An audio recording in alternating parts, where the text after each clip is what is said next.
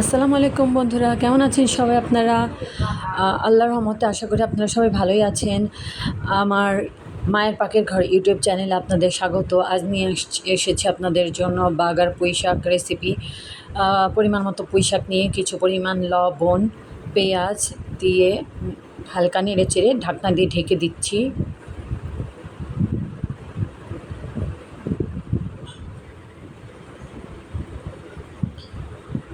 কিছুক্ষণ অপেক্ষা করে ঢাকনা উঠিয়ে এখন ভালোভাবে নেড়ে চেড়ে দিব।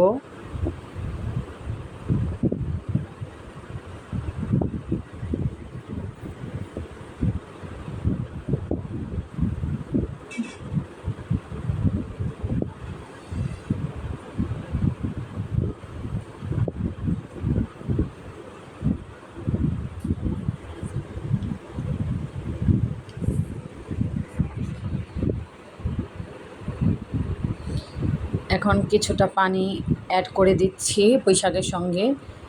এমনিতেও শাক থেকে কিছুটা পানি বের হবে, তারপরও পানি যোগ করলাম অল্প পরিমাণে, যাতে করে ওই পানি এবং শাকের পানি মিলে শাকটা ভালোভাবে সিদ্ধ হয়ে আসে। ঢাকনা খুলে আবারও নাড়াচাড়া করে নিচ্ছি। পানি উঠতে শুরু করেছে কিছু কিছু করে, শাক থেকে পানি বের হচ্ছে অল্প অল্প করে।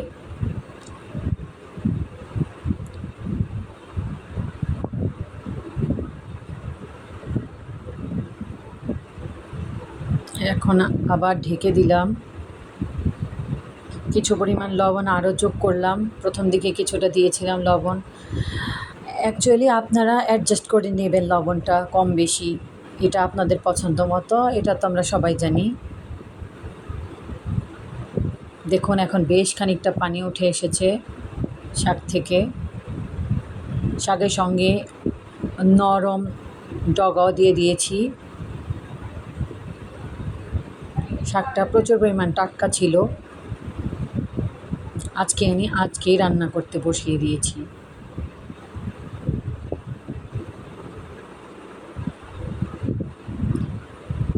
এই পর্যায়ে কয়েকটা আস্ত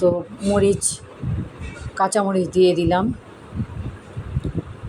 এখন কাঁচামরিচের সাথে পুঁইশাক নেড়ে চেড়ে দিচ্ছি।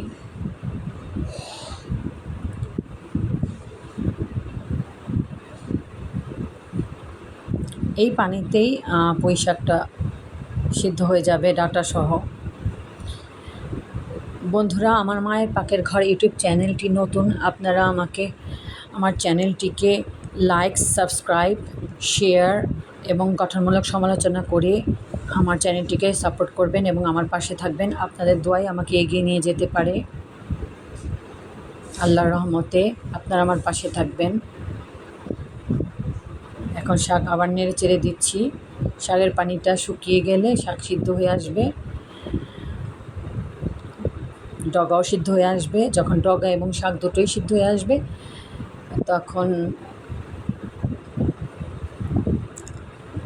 শাকটা পানি শুকানো পর্যন্ত অপেক্ষা করে বাগার দিয়ে দিব।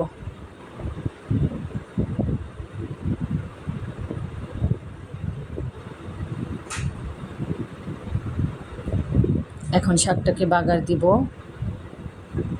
কড়াইতে কিছু পরিমাণ তেল পরিমাণ মতো দিয়ে দিলাম। এখন থেতো করে রাখা কিছুটা রসুন দিয়ে দিলাম।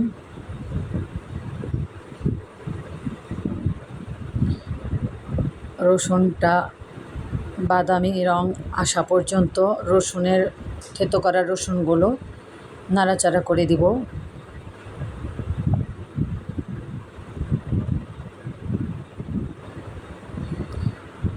হালকা বাদামি রং হলেই পুঁইশাকগুলো দিয়ে দেবো এর মধ্যে।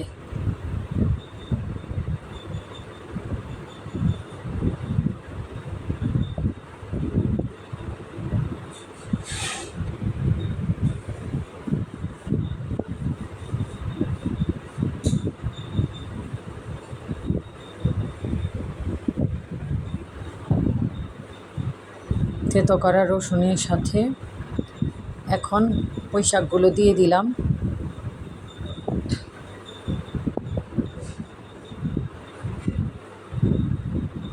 এখন নাড়াচাড়া করে ভালোভাবে মিশিয়ে দিচ্ছি। শাকের সাথে অল্প পরিমাণ যে পানি ছিল, যে প্যাচপ্যাচা ভাবটা ছিল ভেজা ভেজা, ওটা শুকিয়ে যাওয়া পর্যন্ত কড়াইতে কিছুক্ষণ পর এরকম ভালোভাবে নাড়াচাড়া করে নিব।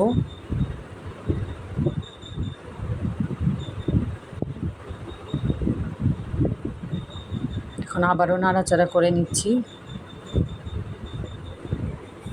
শাক এবং ডগা দুটোই সিদ্ধ হয়ে গেছে মাশাআল্লাহ। সবুজ এবং লাল কাঁচামরিচের যে কম্বিনেশন দেখতে ভালো লাগছে বেশ, আপনাদেরও ভালো লাগবে ইনশাআল্লাহ।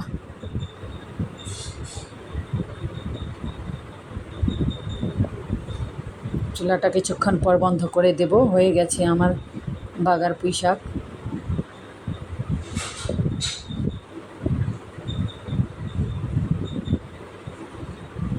চুলা বন্ধ করে দিলাম।